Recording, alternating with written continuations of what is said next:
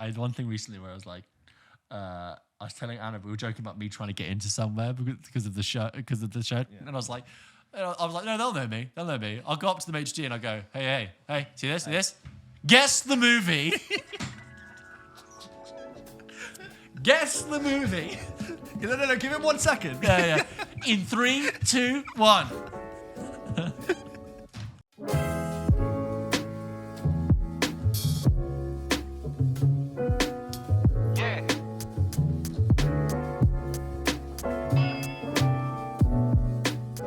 James, I always feel like we begin the episodes with your travel plans, and people get it, I travel and stuff as well, but I think people should be aware that we are recording this in a 24-hour window when you have not only just flown back from Bali, where you've been for a week, which is 8 hours ahead, and you're looking just the right side of tanned, a touch burned, but just the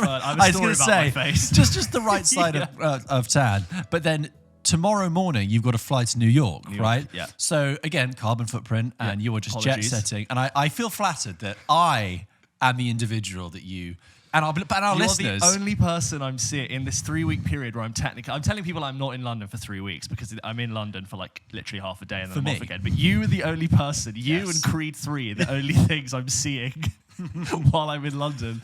If you are watching, first of all, congrats. Well my face is a bit pink. I was so good the whole trip, factor 50 on the face. So 34 hours to get from where I was, an island in Indonesia, to here. I had to get, because there's no cars on the island, a horse and carriage, a boat, a car, a plane, a train, a tube to get home. I'm one bus away from completing transport. But, so I was on this boat. You have to get a boat back to Bali. Yeah. And I realised that I've got 2 hours on the top of this boat. Don't have any sun cream because I left it there with my girlfriend because she doesn't. And I realised I'm exposed for 2 hours. You can go, and I just got completely burnt. You're like a lobster. You can go below deck. Below deck, not very nice. It's like smells of petrol. It's not very nice at all. I would rather be upstairs and just sort of catch the last of the sun, but the sun really caught me. And then on my plane, after you've been burned, and you can just feel your body glowing with heat, and my arms are on fire, and I'm just holding my water up against it, just trying to cool myself down. I am a little bit red. It's not a trick of your computer or your phone. Like in Chernobyl, like when they've picked up the brick, and then afterwards they're like, ah! I look like I've been like clearing the rubble of what was it, like Pripyat? It was a reactor 4 or something. Reactor 3. The graphite. Yes, and they were like, "There's no graphite on the ground. Don't be ridiculous." They're building a new container for it.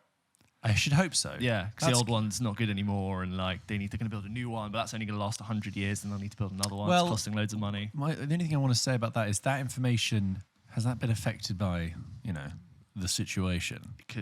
I've not kept up to date with the Your eyes news. just went, this is why we don't report news. Details. Yeah, so I'm flattered, and we actually have quite a lot to talk about today and to get through. So we'll get through it now, I think, really. Just before you move on, sorry to do this again. Do you know who I saw today? Lily James. No, not Lily James. Okay, wait, let me guess. I don't know if you'll get. Okay, go on. So it's an actor. Yeah. Male. 20s? No. 30s? Yes. British? Yes. Have I seen him in something this year? In the last 6 months? When did that come out? Film or TV? TV. Theo James? No. Will Sharp? No. I have a feeling I might be just out of my 6-month period. Oh, okay. That's fine. But it's TV. TV. British actor TV. But he also does films. Very posh. Tom Hiddleston. Yes. Oh, wow. Tom Hiddleston. And I did that because I have real fog brain. That's why, if my brain isn't working today, that's why. I had a real foggy brain, and I did that thing where, because he's wearing a hat and pushing a pram and walking a dog. So already I was like, I'm a dad, look at me. Is he a dad? I don't know, which really threw me, but it was Tom Whose Hiddleston. baby is that, Tom? When I see Tom Hiddleston runs off with someone's baby, I'll have to run to the police. No, I saw him and I did that thing where my brain wasn't working fully. And I thought, I'm looking at this person. I know this person. That's Loki. No, I don't know this person. Now I'm staring too much. James, look away. By which point, he saw me staring and I felt awkward. But literally right outside my flat. Oh, wow. Yeah. Not right outside your flat. Like, Are you James from PULP Kitchen? I've got a lot of words about you. Is this the PULP Kitchen studios? I've heard what you said about Avatar. Right. And I'm furious. I thought it was astounding. I'll have you know the multiverse is not killing the MCU story. Yeah. Wait until Loki season 2. You little shit. He does this to every podcast. Yeah. He's contracted Next by on my Kevin list. Feige, Who yeah. else is there? Anyway. Well, James, one film you missed in the time that you were away was Cocaine Bear, which we've talked about in anticipation a few times. We've had a couple of emails talk about it, and you'd be stretched to miss it talked about, right? I think it's the kind of film where you're either the kind of person that sees that title and goes, I definitely don't want to see that, or you go, I definitely do want to see that. And I fell into the latter camp, okay? Yeah. So I've been to see, and you would have seen it, right, if you I were would have here. gone for it if I was in the country. Yeah, not just because of the show. You would. So I think it has like a evocative title that warrants opinion. So Cocaine Bear has really caught everyone's attention because it's one of those so simple and dumb titles that it's like, oh, I didn't realize you could be that brilliantly dumb with a film, and everyone's gone, yeah, Cocaine Bear, brilliant. What an idea. Come and see us in the cinema, please. Exactly. So, and it has been popular, and I think it's done quite well at the moment with in terms of box office. So, Cocaine Bear is loosely based on this true story. What did happen was that several duffel bags worth of cocaine in the mid '80s were dropped over like Knoxville, Tennessee, and Chattahoochee National Park in Georgia, right? And a American black bear did find one of the duffel bags and did eat like a mountain's worth of cocaine, right? Yeah. But thing is, what happens when you eat a mountain's worth of cocaine is that you promptly die, okay, which is what happened to the bear. That's why I try not to do it. Exactly, right? And so like they did cut the bear open, and they did find like the pathologist was like, there is so much cocaine in this bear's belly, and they taxidermied it, and it's now in like the National Park Preserve. And you can go see a taxidermied version of the cocaine bear. That is where the truth and this film diverge, because the film is like, okay, this film says the cocaine fell, the bear ate it, and it became hooked on cocaine, it became like a beast, it became the cocaine bear.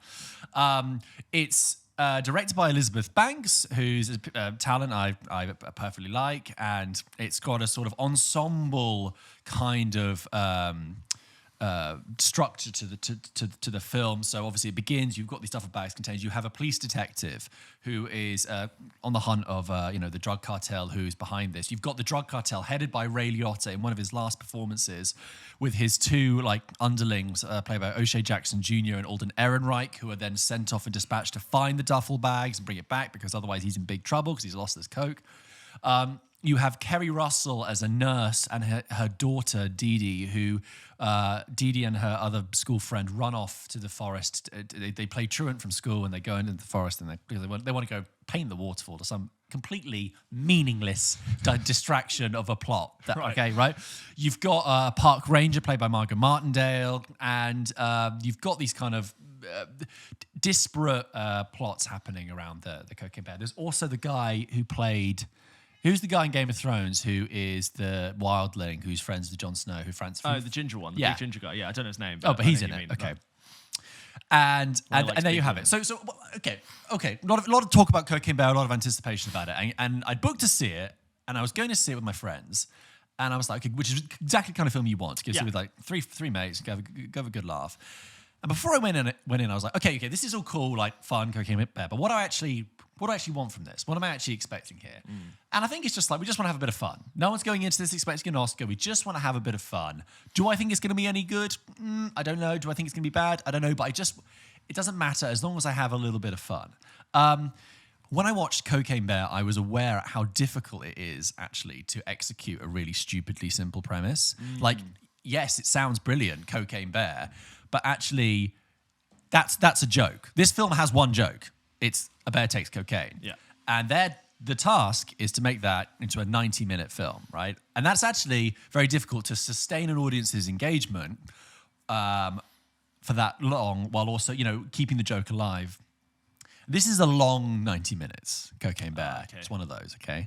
They can't win the films, even when they're 90 minutes. I know. Well, it's a long 90. The thing is, it doesn't really work.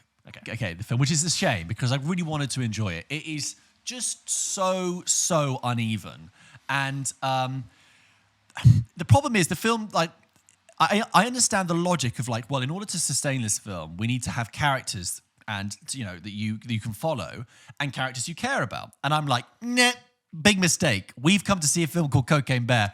I don't care about the characters. Stop telling me about their marital problems and their life. And yes, the kind of domestic dramas are kind of told in a kind of like tongue-in-cheek way. Yeah. But I'm still like, every scene that the bear is not in dies. It just dies on its feet. It's not interesting. When the bear turns up, it's great.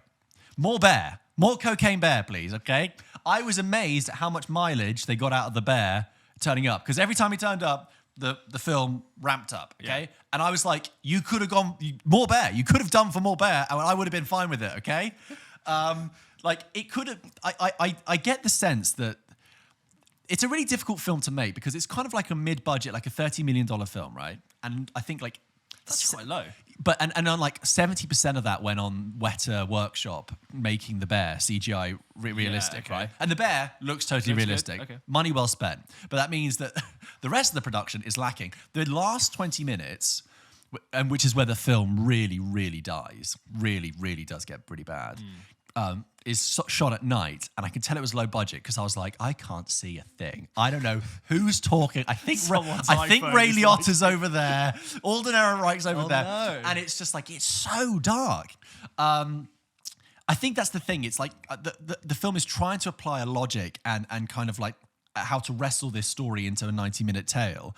But I'm just like, I think you kind of could have gone wilder with it. I actually suspect that Elizabeth Banks' vision for this was much wilder and more raucous, but I suspect that there was a bit of production from the studio production anxiety about how much people are going to go for a film called Cocaine Bear, right? Turns out it went out quite a lot. I mean, I feel like I could have told them that, but I feel like that as a result, that's probably like cut lots of, it's a perfect storm of small things like, well, the budget will cut down a bit here, and actually we're not going to do that here. And so you kind of get a little bit of a, it's not tame, but it's just like kind of whittled down. And, there's a bit at the beginning when the kids are in the forest and they're kind of, the bear's like creeping around. And I felt like saying to the film, you can kill the kids. I don't care. Like, you go wild. This is a film called Cocaine Bear. You can do whatever you want. You're there in the audience.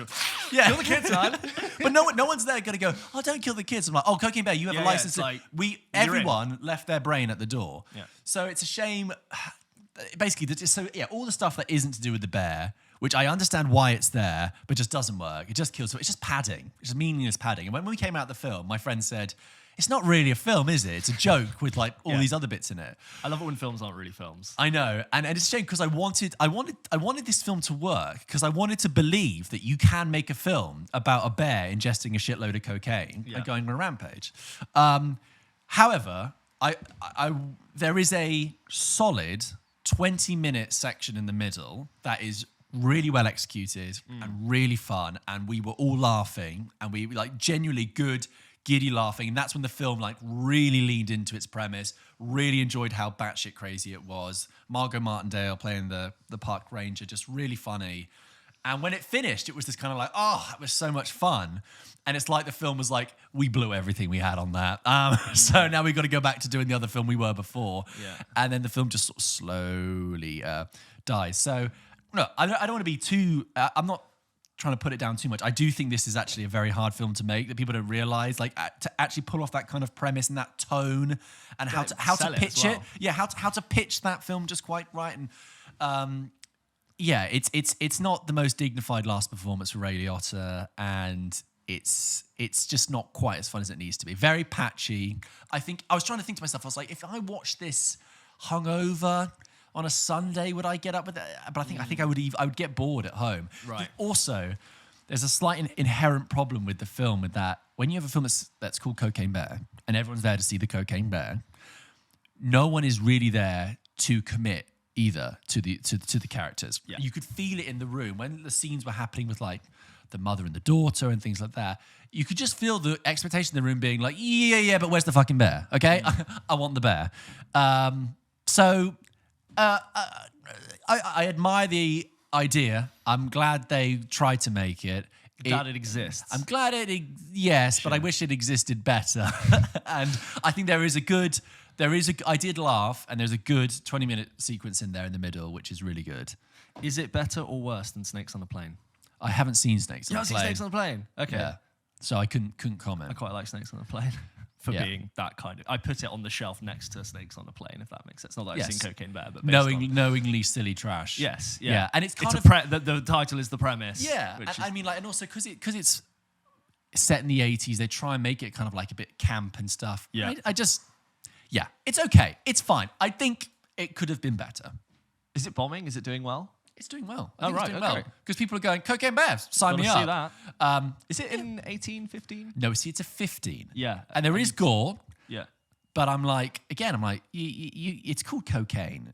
Cocaine Another thing Bear, that's right? tricky- Just fucking go for it. Rip yeah. someone's head off. Another thing tricky about putting cocaine in your title is that it makes it inherently hard to advertise around it, because many brands don't want to have their ad running on something called cocaine something. Secondly, a lot of commentary like this potentially might have issues when it comes to monetizing content talking about it, because as soon as you reference drugs, even if it's in the title, the AI that assesses all the language we use is going to probably slap a big old demonetization on this. So you're already sort of fighting against all of that. And I've seen a lot of people put, COC *** any or whatever to try and get around that, and hopefully people know what they're talking about, because you can't use the word cocaine. But we've just straight away gone with the word cocaine, unless these have all been beeps. Well, which I won't do. We like to tell it how it is. We will. So one of the most anticipated films of the year for a lot of people is a bit there.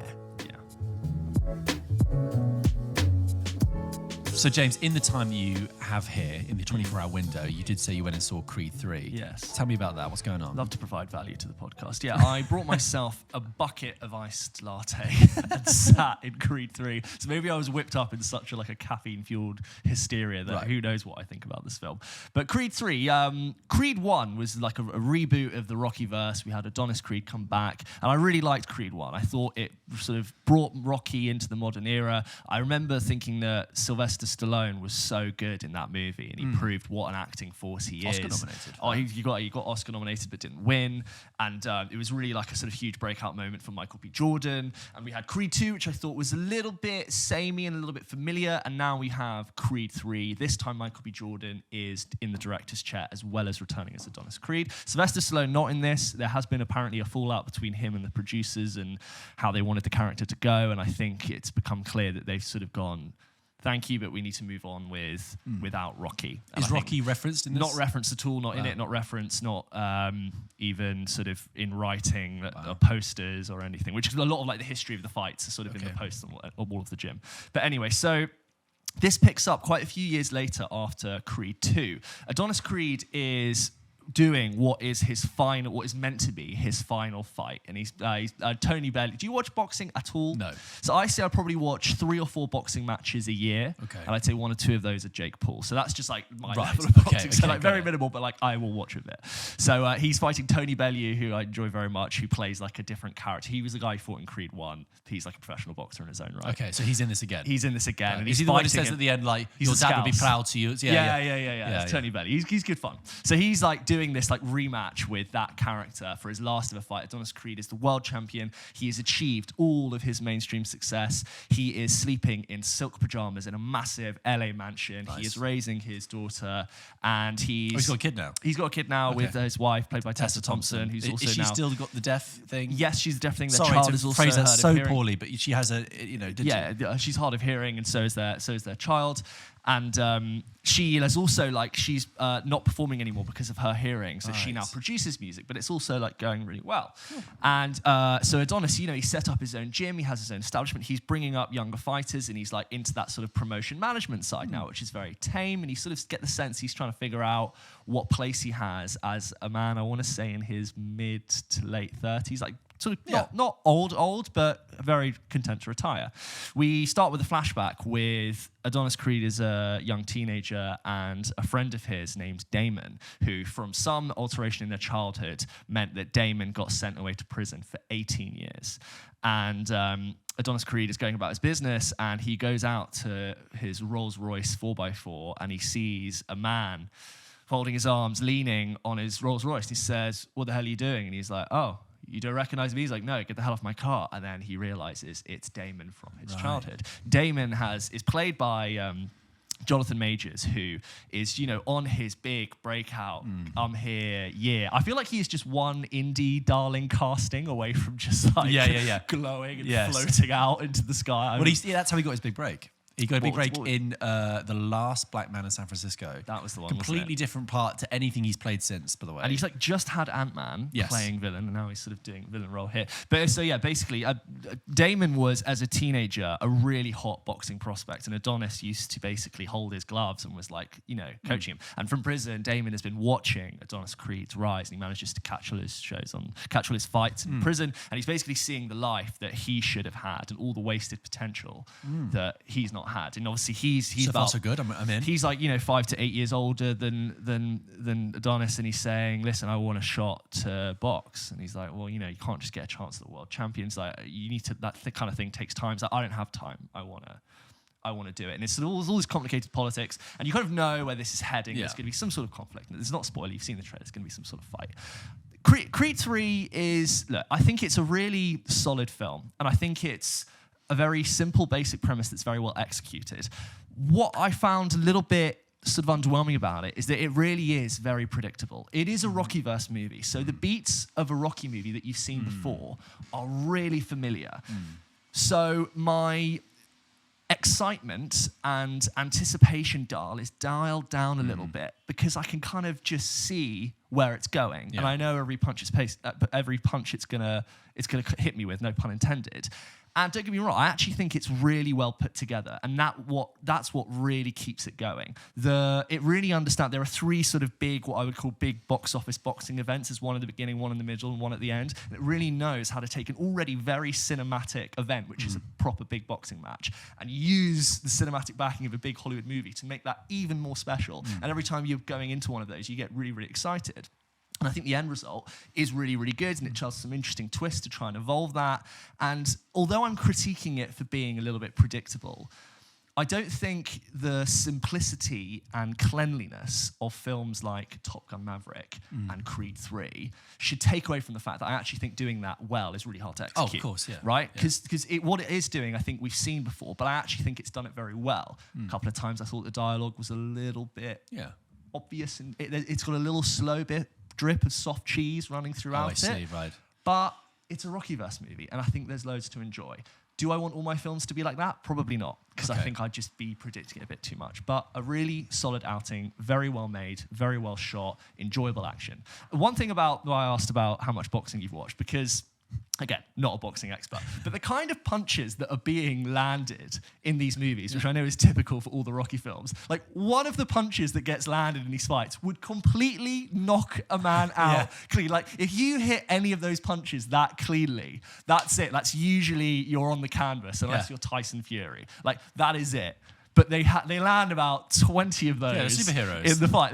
It's completely ridiculous. And then thematically, there's this idea that Adonis Creed is retiring, and he's been able to solve all of his conflicts by fighting. And one of the things he's trying to realize is that actually you shouldn't use physical violence and fighting to solve your personal problems. You actually need to open up and use new ways. And that's the moral of the entire film until it isn't, and you realize you actually do have to fight and physically punch someone to solve your problems. Oh wait, this is a boxing movie. So I was a little bit like, oh, that's a really interesting thing that we're just abandoning for the sake of, it's a Creed Rockyverse movie. We have to have a really big fight in the end. That's all I'd say. You're not going to be particularly surprised. I think there's very little that this film can show you that you can't already have seen from the trailers. And I don't think that's because the trailer is over-revealing. I just think the plot doesn't deviate from the formula that much. Right. It's done very, very well in its opening weekend, and I think it's beaten Ant-Man 3.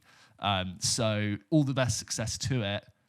I'm sure we're going to get Creed's 4 or 5. I wouldn't be surprised if we get Creed's 4 and 5, but that's kind of where I sat with it. That's good. I mean, it sounds like you're kind of... Your description of it is along the same lines of what I said about All Quiet on the Western Front, which is like, well, this is a war film and it's got the same beats as a war film. And you're having that with this is a boxing film. So I'm seeing everything I'd expect from a boxing film is here, including nothing new. But I agree, it's still very hard to pull off those kind of films. As long as it knows that it is a boxing film, and yes, it has to serve the kind of genre, you break territory. your hero down, stuff like montage. The montage. And it's great. It's it's a worthy Rocky movie. Jonathan Majors, fantastic. Great. He is. I think I preferred him in this than I did. I thought he was really good in Ant-Man, but in this he's got a really magnetic screen presence. It really draws you in. He doesn't over-project, so it forces you to really listen to what he's saying. And that in the first few scenes when him and Donnie just go to a diner after he first sees him, and you could really tell he's adopted doubting the physicality of someone who's been incarcerated for 18 years, and he hunches his shoulders and he hangs his head. Someone who's like really not. I don't know how you describe it. Someone who's been incarcerated for that long, but then once he sort of rediscovers his confidence as a boxer, that all completely changes. Oh my God, shout out to the muscles in this movie. If that's a reason to see it, whoa. No vegetarians are listening because this is full of meat. I mean, Michael B. Jordan, as always, in terrific, phenomenal shape, especially in the Creed films. But Jonathan Majors. I know, it does seem a little obscene. It's a bit obscene, isn't it? It's like... How much water did he not have to drink to get that? Yeah, because they dehydrate themselves. I've got no idea. He Kids, is in such good shape. You know, don't compare yourself. Don't compare yourself to these guys. They're basically playing superheroes, and they're getting paid millions and millions. If you got paid millions and millions of dollars for 6 months to do nothing but learn your lines and work out, you could probably get pretty close. Yeah, I think I wouldn't enjoy it though. I would be honking for some pizza. But just in Creed 1. I don't know how well you remember the film, but we get to the end of the fight, and Sylvester Stallone, Rocky's been battling with cancer, and he's fighting that, and Creed is fighting his own demons. And I guess at the very end, Creed's been almost knocked out to the floor, and he's giving him this like final talk at the end of the 11th round, and he says this, he's like, I can't fail because I need to show that I'm not a failure, and he says something like, you're not a failure. You're doing a thing that your father can never do, and you're going to win because I love you, kid. We're going to fight this together, and you're going to fight right now. And it had that moment where I was like, oh my God, like they've both been fighting. And then the Rocky music comes in. I never got that like elevated, here's why this story is really going to pluck at your heartstrings. It just did feel They couldn't use any Rocky music in this, did they? I guess not. Did they use the Rocky theme? Is there maybe they're just trying to break free from the Rocky verse? I think it was like a very similar but altered version. Now you mention it, you might be right, but don't hold me to that. Can I just ask, where are you with the Rocky films? I don't think I've seen a single Rocky film. I've seen Creed. Creed is the only Rocky film I've seen. I've seen bits of Rocky 3. Which is interesting. Drago. No, that is Rocky 4. Rocky 3 is Mr. T. Okay, so not seen that. So I've seen bits of Rocky 4 and Rocky Balboa. Is that Creed 2 is like a sequel to Rocky 4, right? Yes, because that's the one with Ivan Drago's kid. And it's like, oh, your son's fighting? Well, my son. And I killed your dad. Yeah. Oh, sequel. So not huge. I have like seen many of the scenes on YouTube, and I know about like the fights, but no, I can't say I'm like well learned in the Rocky verse. I mean, what is this? Is the 8th or 9th Rocky verse? Hang on a minute. Hang on. We've had Rocky. 6. Wait. Rocky 2, 3, 4. Rocky 5. Rocky Balboa. It was just called Rocky Balboa, wasn't it? Yeah. And then there was Creed. Creed 2. That's 8. Creed 3. This is the 9th. Yeah, crikey. So they're like coming up on Star Wars numbers for the number of films. Interesting. Okay, but that's it. Creed 3. Okay, if you've seen Creed, do that. But yeah, that's how I felt about Creed 3. If you've seen Creed 3 and also Cocaine Bear, let us know your thoughts about those two films. Email them in and see if you disagree or agree with us. So, George, the other thing that happened this week, we also like to cover a bit of TV as and when it comes out. And Mandalorian Season 3 is back. Yes. Mando is back. Grogu is back. This is what I would say, along with Andor, which I need to get back to and finish, is kind of the hanging thread of what Star Wars fans are really appreciating at the moment. It's the TV show that's kind of basically a sci-fi western following The Mandalorian. And we're picking up on Season 3 at the end of Season 3, minus spoilers. At the end of Season 2, minus spoilers, Mando removed his helmet in a very intimate moment with Grogu and with Luke Skywalker, which was such a wonderful, well-earned moment with the Darksaber. But of course, the Mandalorians never meant to remove their helmet. Yeah. That is not the way. So we find him in Season 3 back with Grogu, and he is seeking approval from the Mandalorians and asking them, how do I get my status back as a Mandalore?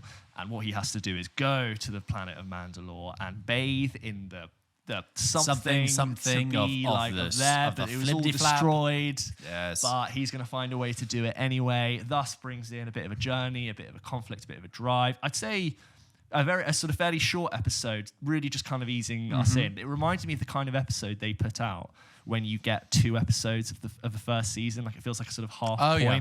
But I watched it on my plane a little bit tired, but overall I enjoyed myself. George, how did you find Mandalorian Season 3? So I have a real bee in my bonnet about Mandalorian Season 3. I love The Mandalorian, right? And just taking it back a second, I watched The Mandalorian in lockdown. So shortly after it came out in 2019. It was a real lockdown, because wasn't it? It came out, it debuted in 2019 on Disney Plus, back when a lot of people didn't have it. It was one of the first things to kind of come onto the platform. Very first.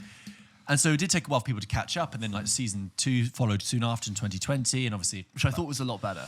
Sure, whatever. Season 1 felt very side questy. But here's the thing: what I liked about The Mandalorian is that it came at a time when Star Wars was so over confused and having a massive identity crisis, and it was like, you know what, you go and do all that. We're gonna pick up on TV with a completely new character, set in a time we haven't explored yet. This is after Return of the Jedi, just in that nice sort of like post-Empire phase.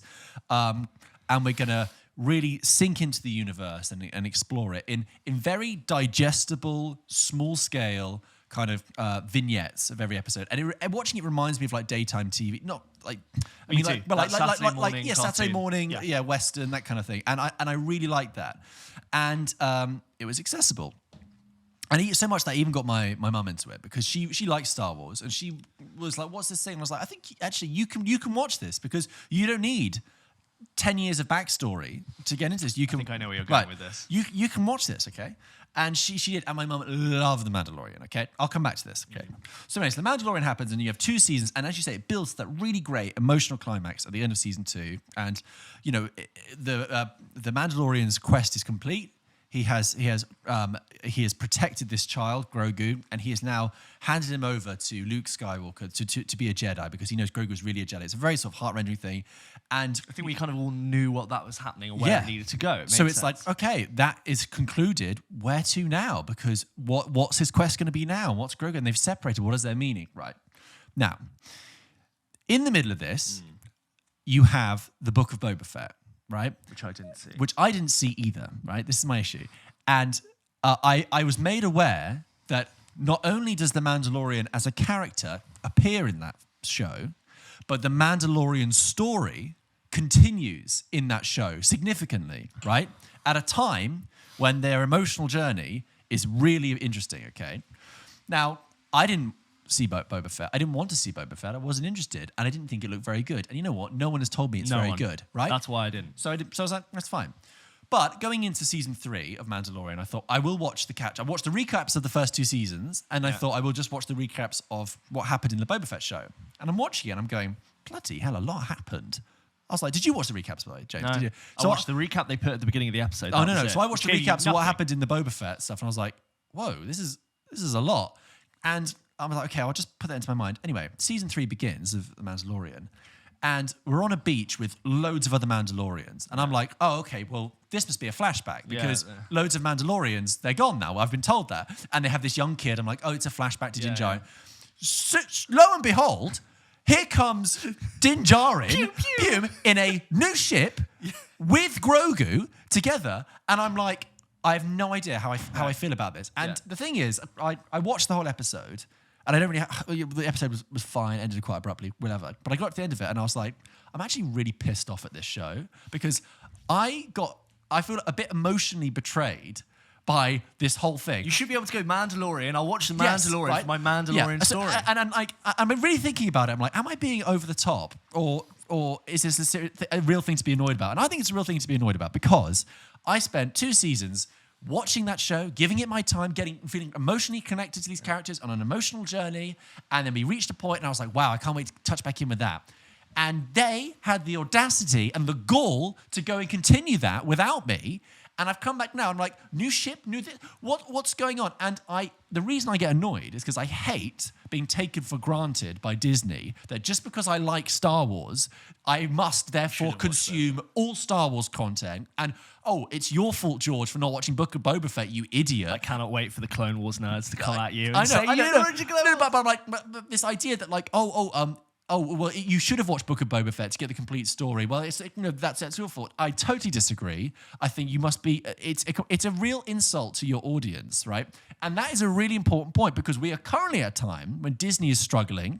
They've just laid off loads of people. They're making Toy Story 5 because they haven't got any new ideas, right? Disney Plus as a platform is not making any profit, right?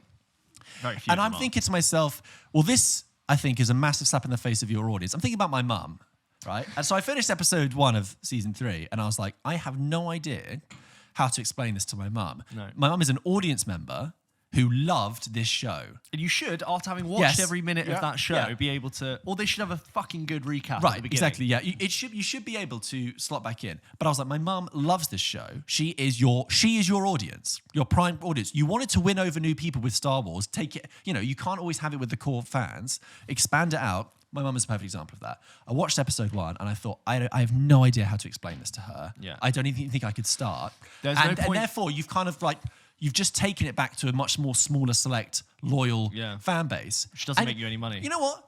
If you want to do that, that's fine. But I feel really annoyed because that's not how you win a new audience over. So when I was watching Grogu and stuff, I was like, my whole emotional relationship to these characters has been completely disrupted and kind of like bankrupt because I don't know why Grogu's there and I don't feel any achievement or sense of what because we were so invested with their journey.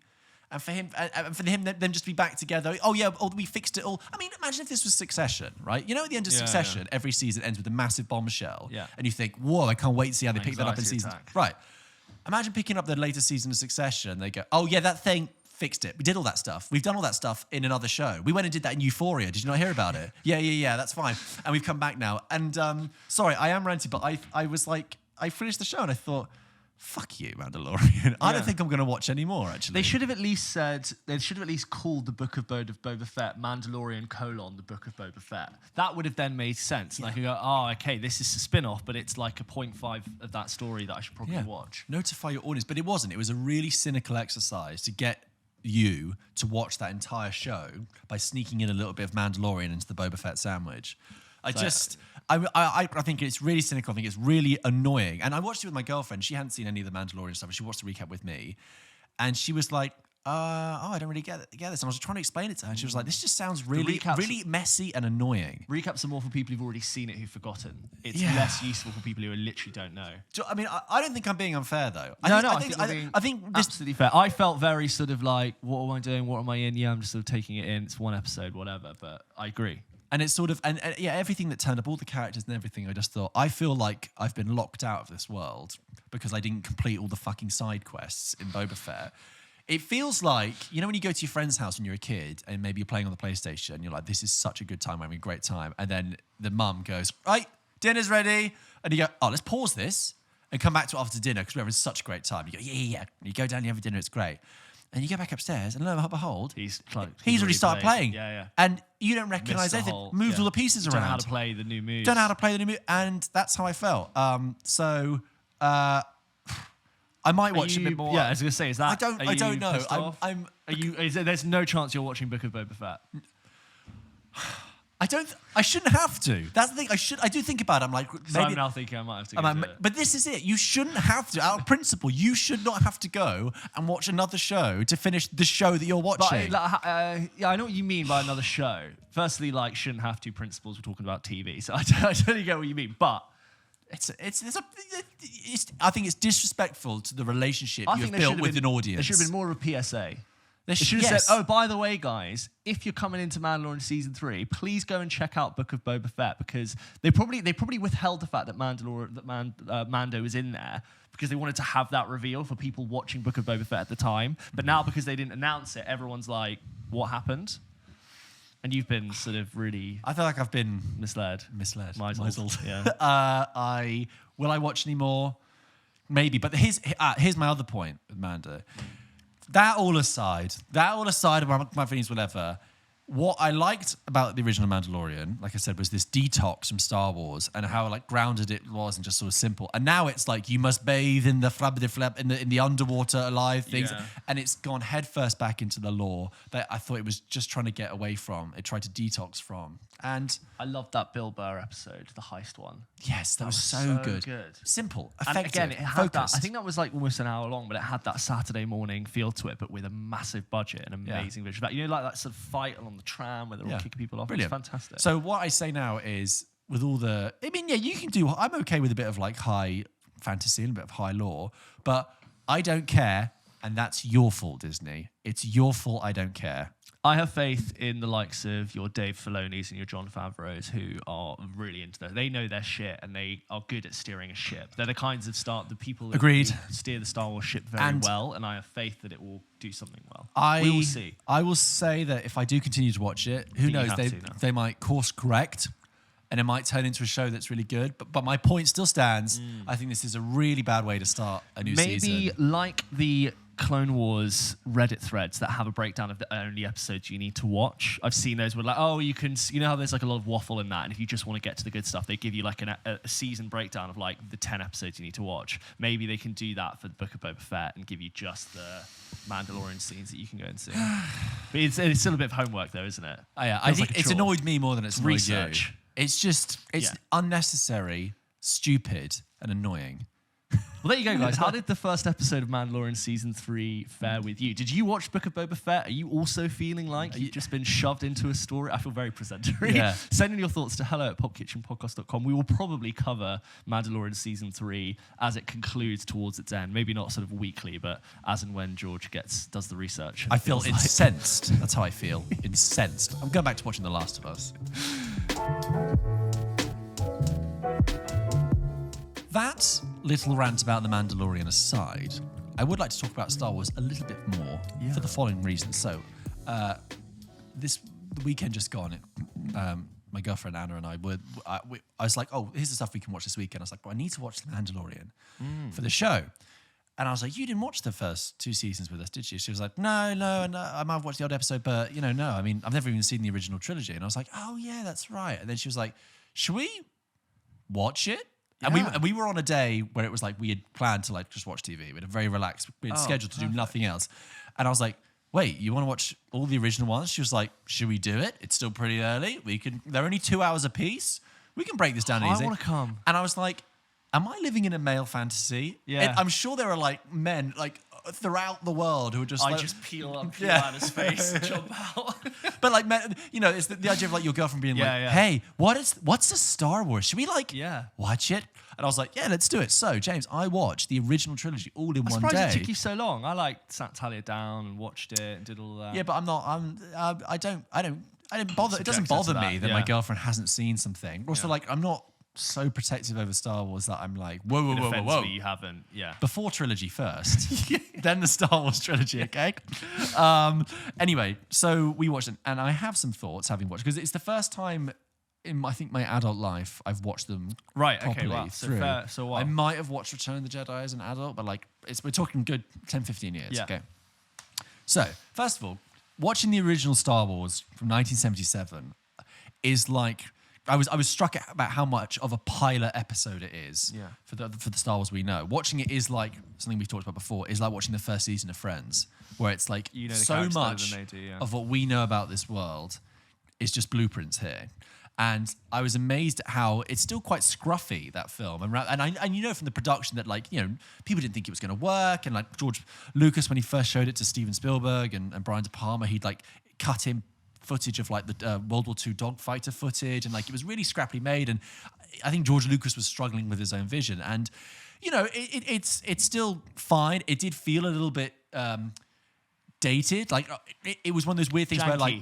Janky, yeah, a little bit. It was like a little bit dusty. Like all the Star Wars. It's funny because all the Star Wars iconography is still very contemporary. Like now, still very modern because obviously we're still watching things like The Mandalorian. But the visual language and the storytelling and the pace and everything is very sort of outdated. And some of the script is quite theatrical actually, in the way that like it's almost like Aunt Beru. Some of her lines are a bit like how someone off stage in a play would be like, "Oh, Luke, I'm just coming, Mom. Fancy station to get some power converters." And the whole looking at the sunset, I'm like, yeah, this is where the musical number would be. It's very sort of theatrical, okay. But it's fine. I mean, there are certain like elements of the story that we take for granted that aren't actually honed in the first one. So Darth Vader is subservient to Grand Moff Tarkin. Oh, yes, very much in so. the first one, which is incorrect, really. But I think that's cool. I think, it's incorrect. I think, I always thought the idea was that when Tarkin died, Vader became a tyrant. Tarkin was the one, like, almost keeping Vader in check.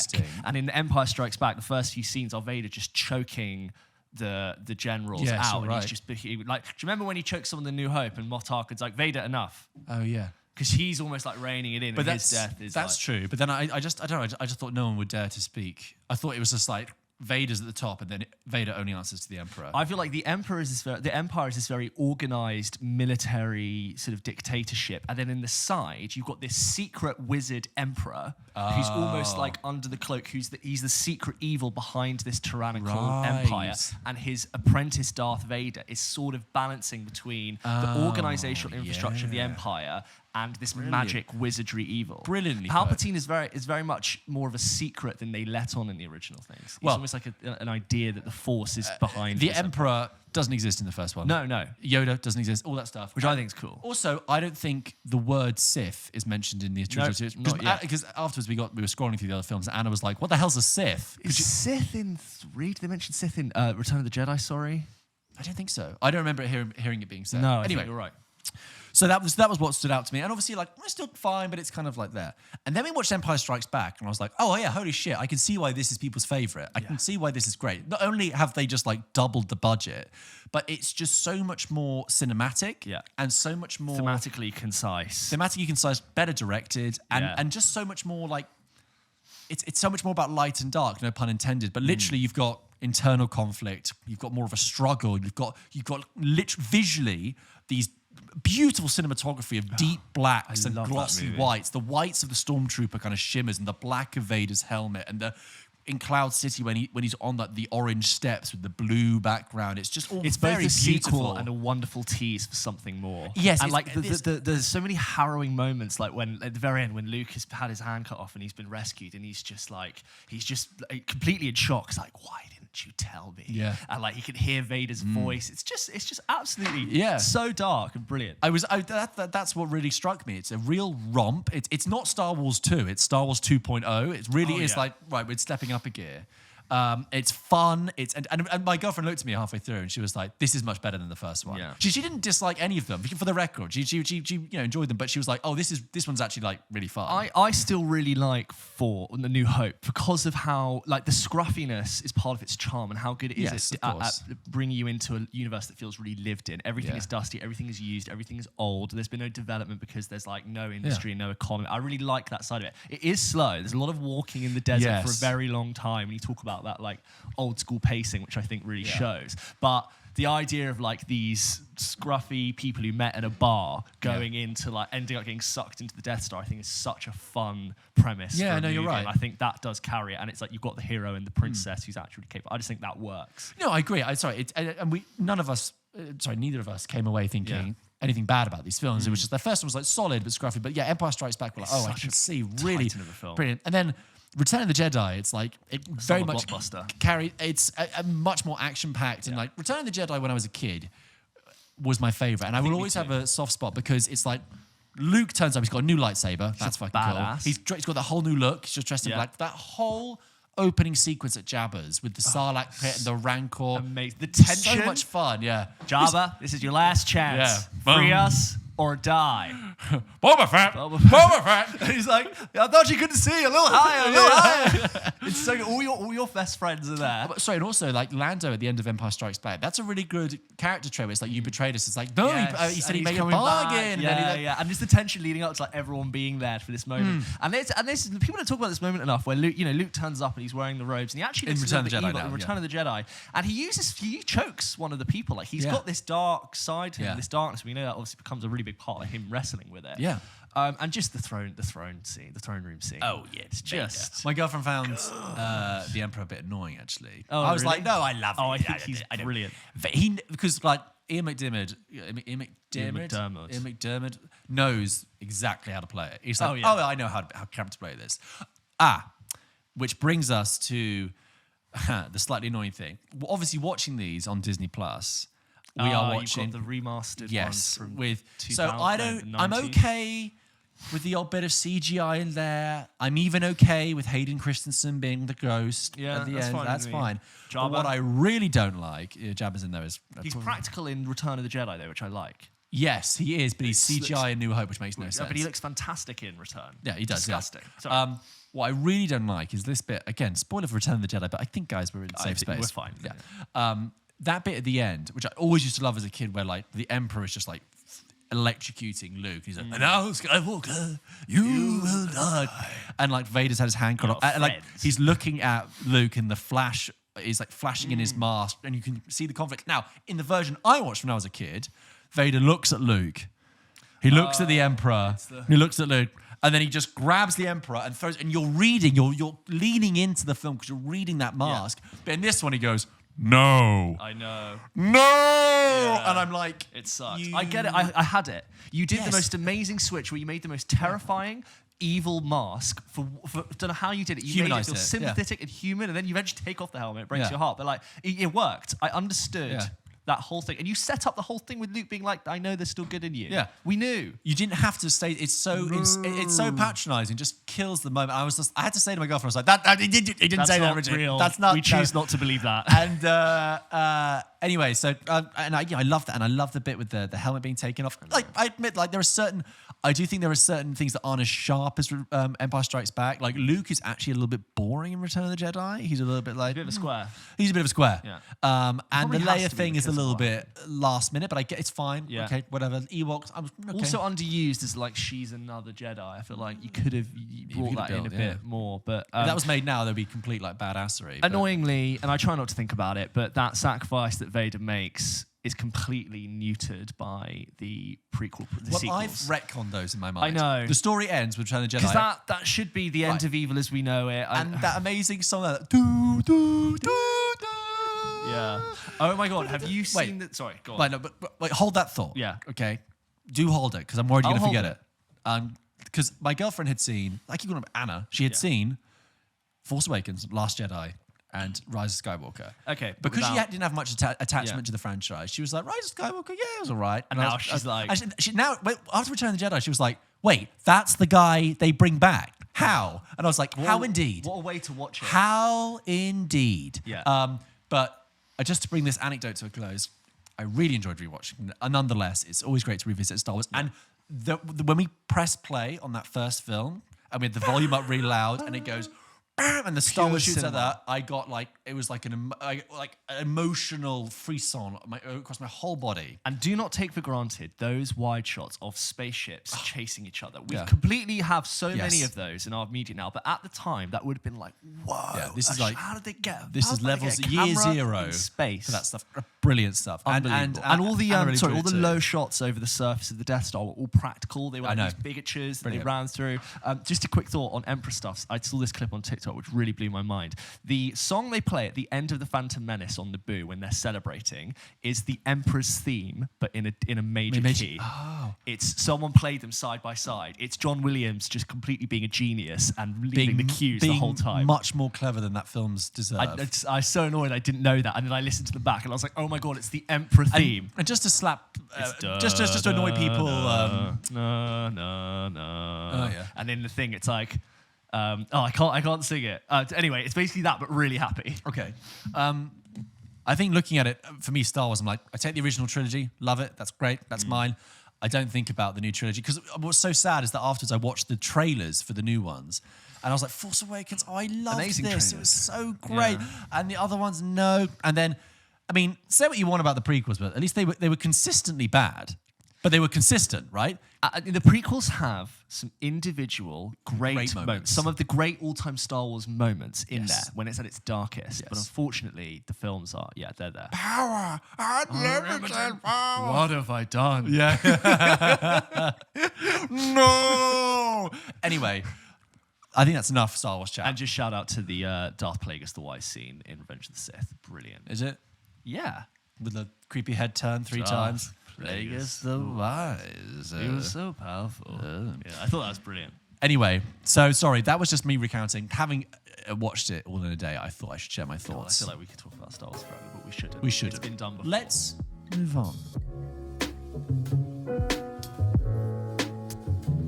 You know, George, when I went through our last episode editing it, I had such a good laugh at our emails. Oh, good. I'm glad someone did.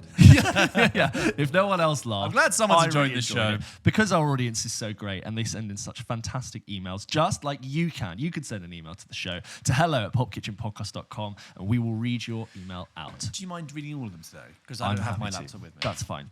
First email is from Michael. Michael writes in and says, all right, lads, how's things? I'm going to say British. From Glasgow. Thank you for letting us know. It is British. Yes. That counts. I just wanted to start off by saying how much I love your content. It's genuinely one of my favourite moments in the week when I get to sit down for an hour or so and listen to your opinions on the latest goings-on in film. Sit down. Michael. You're not walking around doing the dish. He sits. Yeah. I like to think sort of with a pipe, crossed legs. Yes. Big leather armchair. In the study. A fire. Yes. Yeah. I quite enjoy with the chair turned to the fire. Yes. Casting a shadow. And sort of like the silhouette of his head. If someone walked in, they could see the smoke. Yes. I quite enjoyed. Do not disturb him. It's Yes. it's Father's Pulp Kitchen time. Yes.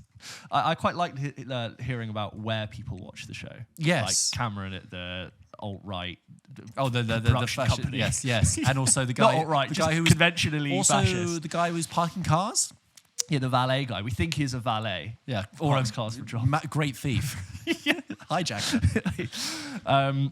Sorry, Michael. Michael. Thank you for your compliments. I think I speak for everyone watching when I say how much I appreciate you both taking time out of your busy schedules to provide this little break from the world every week. Oh. You've even inspired me to start writing my own film content in my spare time in an attempt to view films more critically and get more out of them. So thank you for that. Good for you, man. I've recently finished my quest to catch up on the episodes of Pulp Kitchen back catalogue that I had missed. And one I very much enjoyed was when you presented some of your favourite/least favourite movie endings. That is one of our most popular episodes, by the way. Yes. It got me thinking about the ending of my favourite film, which is a film that I don't recall you ever mentioning in previous episodes, Pan's Labyrinth. Have you seen it? What do you think? Like I say, it's a personal favourite of mine. For me, Guillermo del Toro is a real genius and a master of making great fantasy that's grounded in something more real and often rather dark. But I enjoy hearing people debate whether the ending is happy or sad. I personally think it's the former, but I'd be interested to hear your takes. Before I go on, George, Pan's Labyrinth. Do you remember the ending? Very vaguely, I think, but I've seen it once. Yeah, I've seen it once.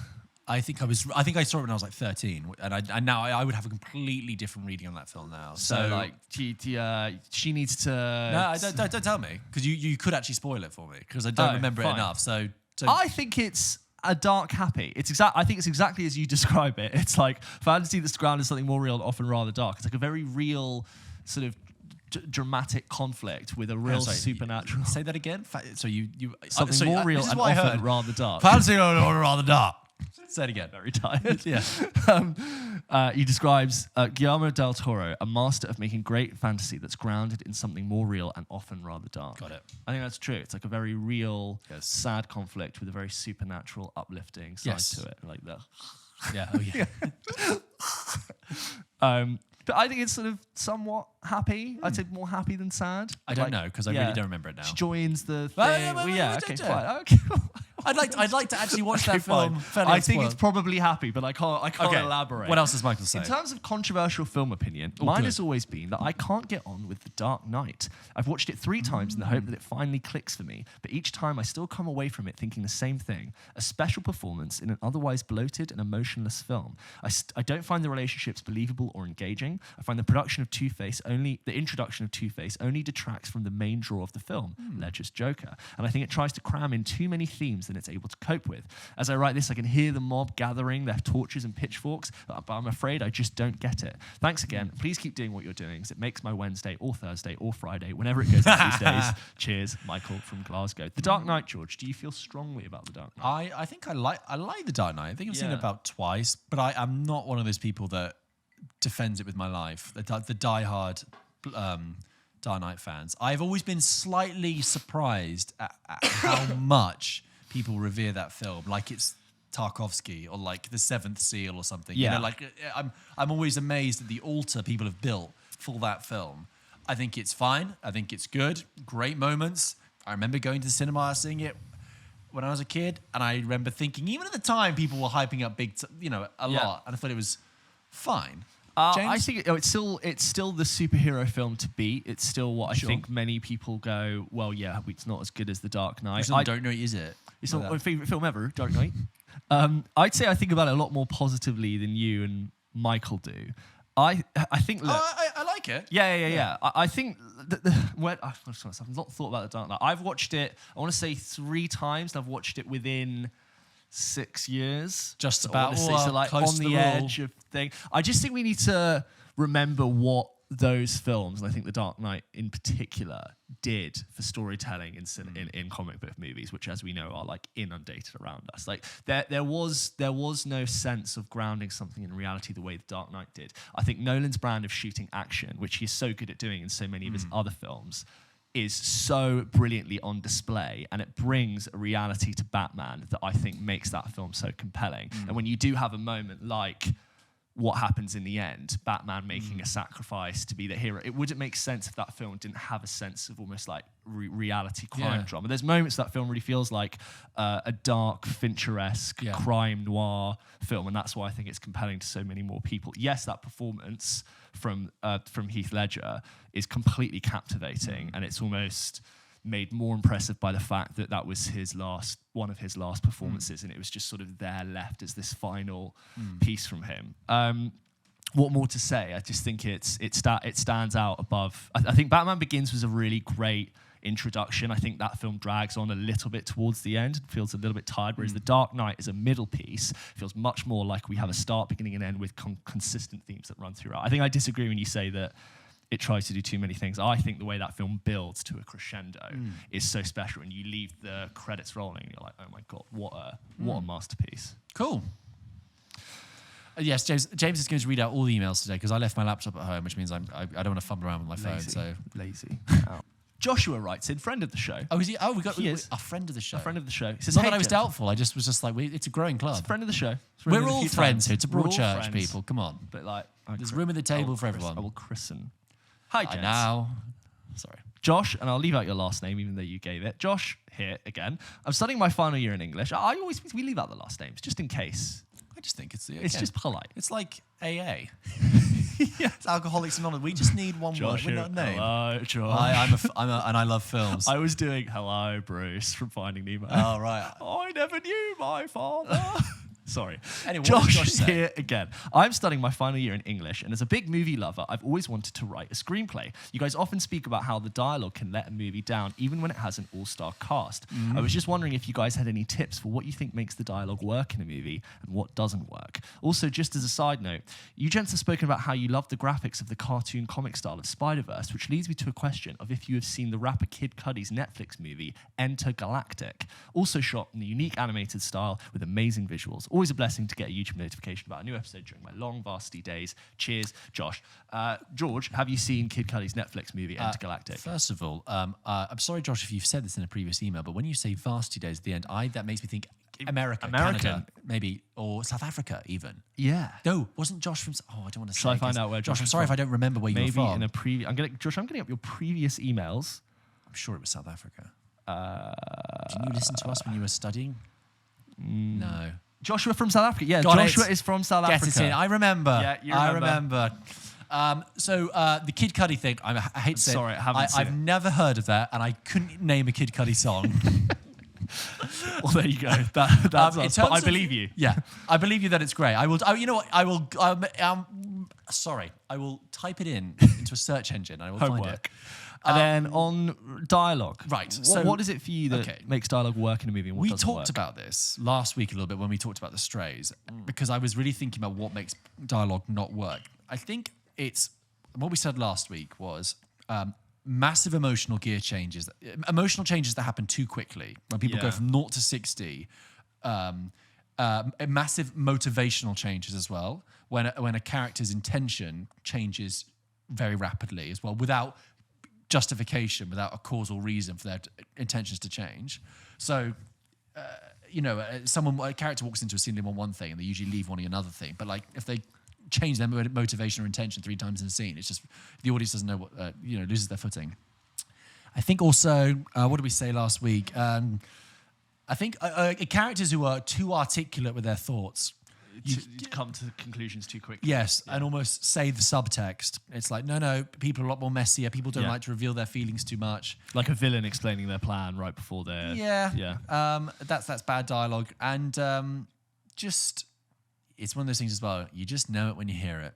I watched there's some very bad dialogue at the end of Cocaine Bear, but that shouldn't be a shocker, really. I watched a really bad film on my plane to Indonesia called Smile, which is a horror film. Oh yeah, my flatmate walked out of that. I didn't think it was good at all. It's got like a good It Follows-esque style horror concept, and it's got a good like horror thrill at the beginning, and then it does the same horror trick over and over and over again, and every scary scene just builds with people shouting, and that's meant to be scary, but it's not. And there's a couple in that, like the main character and her fiance have such bad chemistry, and their dialogue is so bad that it completely pulls you out. It could be a chemistry problem, but I was like, couples don't talk like that. This thing, I've never engaged with my partner who could potentially be my fiance in the way that you do, and it immediately takes me out, and I think I'm watching two people acting. I think it's one of those things that I think we underestimate how, for any audience member, how smart the human brain is. And even though you might not be in your consciously thinking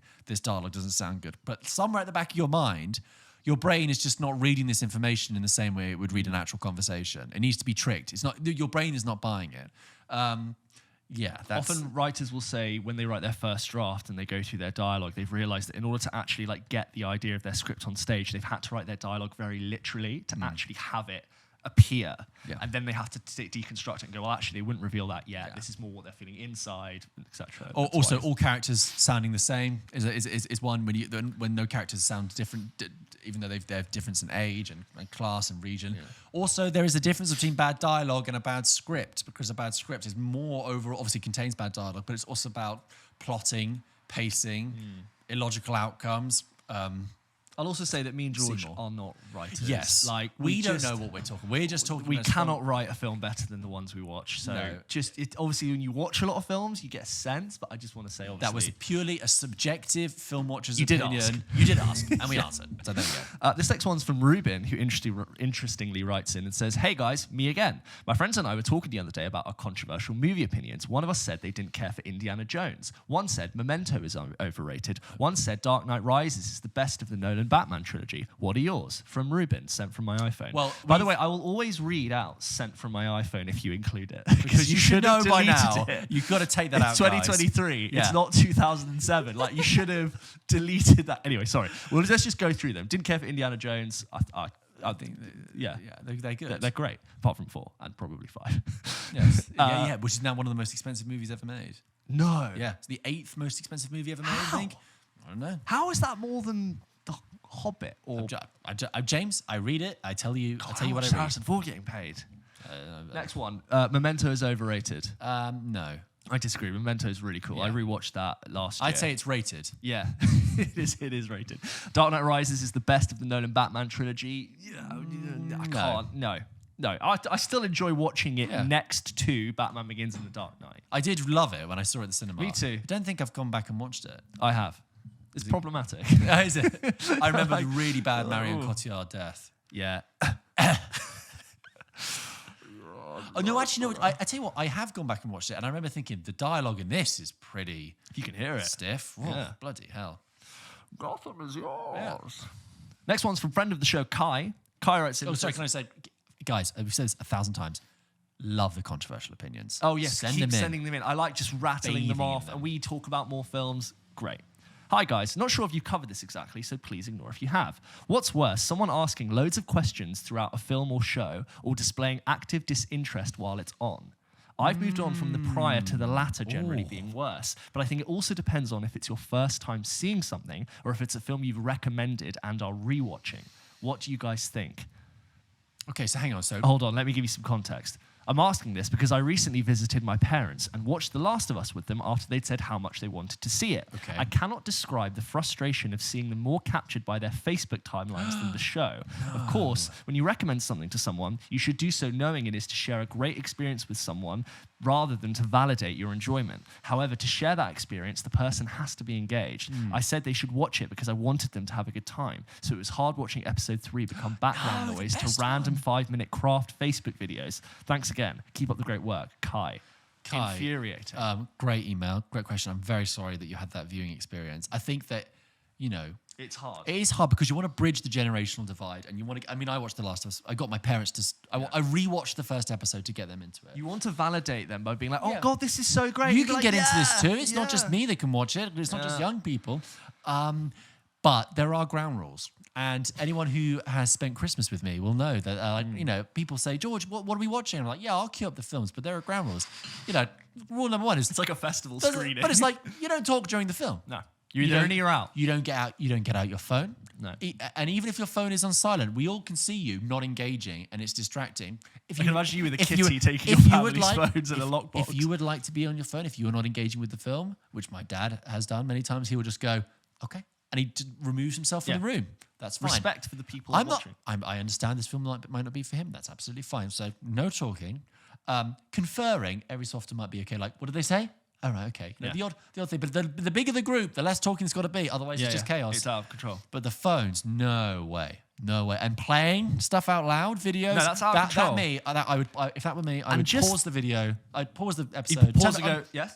No, I'd just turn it off. Like you've lost me. You've lost your chance. Just the description of Facebook timelines and background noise to 5-minute craft videos. Just the worst sort of content. I'm so sorry, Kai. But I also will say, you're in good company here. There's a typical situation like we were talking about earlier with Star Wars where like you get your partner or your very good friend to watch something that you really love. And I think you always have to be wary of the fact that if they don't like it or they're not interested in it, that's okay. Yes. And you can't spend the whole time watching them watch it because that is just as annoying for the person trying to watch it. And it actually also takes them out. I would actually also say, I think I'm okay with questions. As long as it's not at the cinema. I don't mind reacting to stuff and like having brief conversation as long as it's sort of timed right and it seems to not you're not losing something. Also, like if that can be fun. If the questions are engaged questions, like I don't know. I'm sure when I watched the Matrix with I was literally just about to bring up. She was like, oh, so what are they going to do? That's fine. Oh, can we do that? And at the top and tail of every scene, that's absolutely fine. But if they're going, what? Oh, why are you doing this? Yeah, I'm like, no. That's exactly how I watched The Matrix because I was young and it was very hard for them to understand. And I was like, okay, are we in the real world or in The Matrix now? And we were sort of always, and that really helped me enjoy it. But it's a tricky one. Don't be too attached. But watching it with someone who's, is forget the phones a second, but if you're watching it with someone you can feel is not engaged, is also not great. That's worse.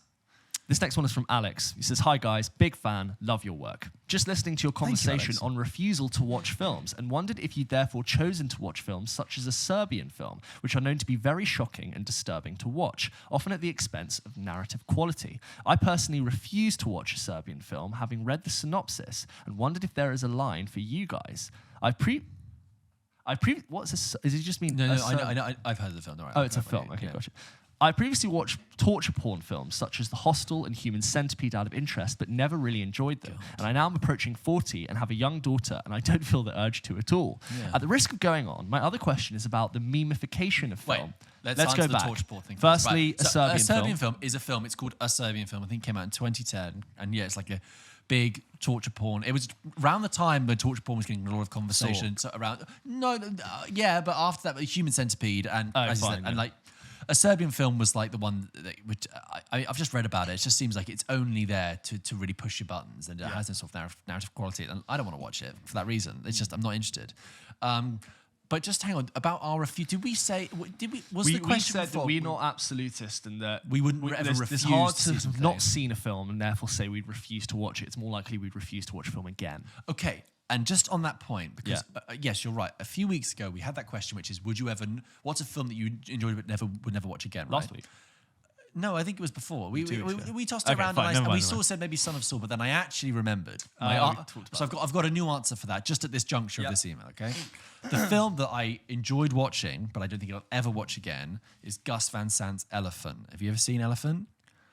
No. Which was made 2 years after the Columbine shooting and is a high school shooting film about that. But what Gus Van Sant did is basically he captures the very sort of plain, mundane detail of the everyday life of a high school activity. So you follow different characters, but you don't really get to know them like personally, but you just follow them. So you follow one girl go from one class to another and get ready for PE or gym, as they'd say. Gym. you see another somebody arrive late, somebody like talking to their girlfriend, and you follow them in these little vignettes for little bits. And what it builds is the very sort of like, it's a really interesting experiment, the film, in trying to get you familiar with the sound of the silence of the halls and the sound of pupils moving between classes, and about how every day school life is, because what it's doing is that what's about to happen, what you know is about to happen, and there's sort of like a slightly non-linear thing with the film happening, because it will cut forward and cut back, and is that you have the most horrific, chaotic, destructive thing about to happen that is so completely opposite to this everyday life. It's going to shatter this whole illusion. And then obviously eventually there's the high school shooting, but it's not at one moment. Like I said, it's kind of cut through, and you kind of finish the film and you're like, yeah, that was really interesting exercise, a little slow, sad, bleak, and that makes me feel a bit grim. So I understand. I mean, some people really hate it, but I appreciate what Gus Van Sant was doing. But I'm like, I don't think I'll watch it again. Yeah.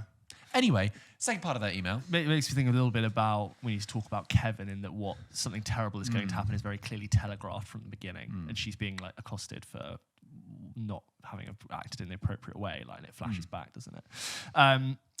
Torture porn films. I used to like the Saw films back in the day before they just went on and on and on. I was like, there was something fun about how the story would flash back continuously, and sort of just, I was almost just like, wow, what can they come up with? But they weren't nice to watch. No. It was like a morbid teenage boy curiosity thing. I remember watching the first Saw on like TV Links. Do you remember TV Links? Oh yeah, like ripped online. Yeah, on my like family computer, 240p. And I watched the whole of the first Saw, and I remember the twist really blowing my mind. Oh yeah, it's good. That's a good twist. Good.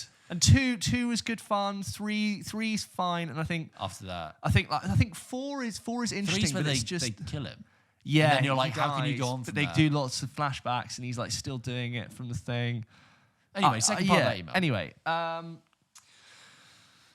the risk of going on, my other question is about the memification of film. Right. The current big meme is from The Unbearable Weight of Incredible Talent, and is part of Pedro Pascal's big moment. Yes. Do you know this meme? Yeah, I've seen the meme. Yeah. The sing your own kind of music. Yeah. Do you think that some films are being reduced purely to a meme/memes, or do you think memes have the power to bring an audience to a film? Certainly, I feel Wednesday on Netflix built off its meme ability to find an audience, and I now plan on watching Unbearable Weight when I didn't before. Keep up the great work. You are company on many a long dog walk. Ah, nice. Hello. Alex in Derby. P.S. Totally agree with George's view on All Quiet on the Western Front. Technically excellent, but very heavy-handed with narrative devices. I was puzzled by the total BAFTA love over films such as Banshees and Aftersun. Lovely to hear that. But memification. I mean, I think if a studio could bottle and like sort of capture what makes a film memeable, they would be making a lot more money. I don't think you can predict the internet. They are trying. There are definitely dedicated teams, marketing teams, whatever. The internet will love this. Yeah. So like when Glass Onion came out, they tried to make a meme out of the.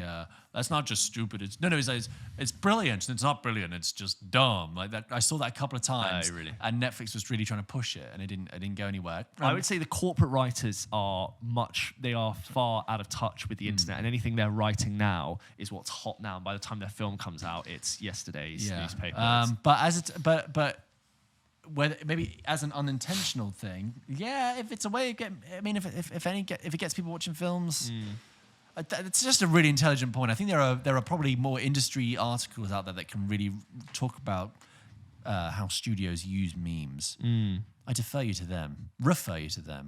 Thank you, Alex, for the email. That is all the emails we're going to do today. We do have more. Thank you so much for sending them in. We are going to save them for next week, so sorry if we haven't got to them yet. But it's been a please jam-packed show. Keep sending them in. They're all so great, and we just want to read them all out, but we don't want to be here forever. Thank you, as always, for writing in. You can do yourself and get included as part of the show by emailing hello@pulpkitchenpodcast.com. Okay, George, we've reached the end of another wonderful episode of Pulp Kitchen. I hope Who is it? Who's the one who's listening by the pipe with his pipe in the? Michael. Yeah, I hope Michael's just finishing off the final dregs of his tobacco, scooping it out, sucking on the last little bit. You've never smoked a pipe. No, I've never smoked a pipe. I've seen Gandalf smoke a pipe. That is my entire reference for pipe smoking. And I hope people are now sort of winding down, thinking about the next thing they're going to listen to. Or going to think about, what's that episode they referenced? I'm going to go back. I'm going to go watch Gus Van Sant's Elephant. The Andrew Garfield episode. I got the worst movie endings. Nice episode today. Lots of films brought up, but not as many films as we're going to bring up now. Okay. In one of our favourite games, both with our audience and on social media, which is Guess the Film based on its opposite film title. A classic. The antonyms, not synonyms. The antonyms. Although we retired the word antonym because people were so particular about whether it's an antonym. But that's not the opposite of that. I'm going to read in 2 rounds the opposite film title, and George has to tell me, based on its opposite, what film it is. You can, of course, play along at home. Okay. Are you ready? I'm ready. You have to guess the film based on its opposite film title. Ready? Okay. 3, 2, 1. Mother of the groom. That is Father of the Bride. Men listening. Women talking. New York, I hate you. Something I love you. Paris, I love you. Yes. Hand tight.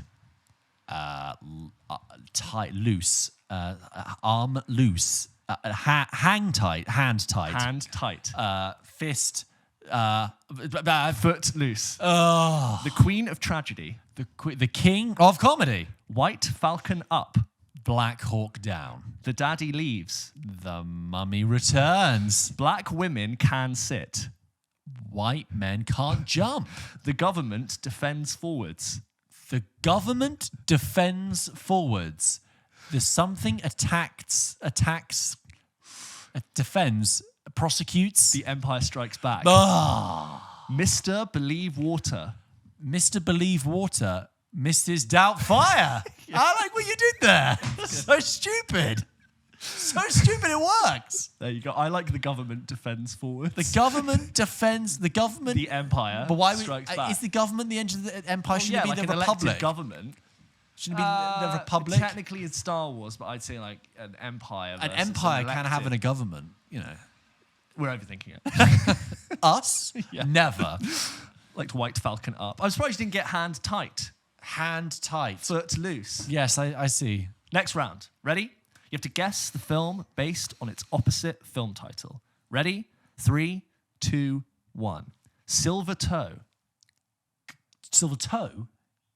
Gold Finger. Yes. Yes. Honest person, honest person. Liar, liar. Senior. Junior. Yeah. Chaucer out hate. Chaucer out hate. Shakespeare in love. Out the number of the mother. In the name of the father. Yes. Oh. Office of Prada. Office of Prada. Office of Prada. House of Gucci. Delay minute.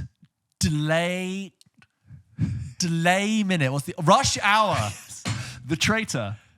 The Patriot. Natural stupidity. Unnatural. Natural stupidity. Intelligence. Artificial intelligence. Lonnie Lito. Donnie Darko? Really? God, that makes sense. Thank you very much for listening to this episode of PULP Kitchen. We really appreciate it if you have stayed for this long. Don't forget, we post new episodes of this show every single Wednesday. And please do continue to spread the word and share clips and like and subscribe. And just, if you're having a chat with someone, be like, guys, tell you what, it's PULP Kitchen. I really enjoy listening / watching to it. You should do the same every week. This is my favorite podcast. I listen to it every week. You should too. Yes. These guys are great. Thank you so much. Follow us on TikTok, on Instagram, because posting shenanigans. We really do appreciate your support and depend on it. Go So thank you. Fun little events and things. Get all tuned. dressed up. Give us a like. Rate us on Spotify, Apple. Give us 5 stars. I know you're listening on something. Go rate it. The thing you're listening to us on, go make sure the number of people who are listening are not the number of people who rate. So if you're listening and you've enjoyed the show, what possible reason? I should hold you back. I mentioned a web sketch, which is like, what do you reckon? What possible reason could you have not to call us? That's what we need to do about ratings. Thank you so much. Thank you so much. See you next week.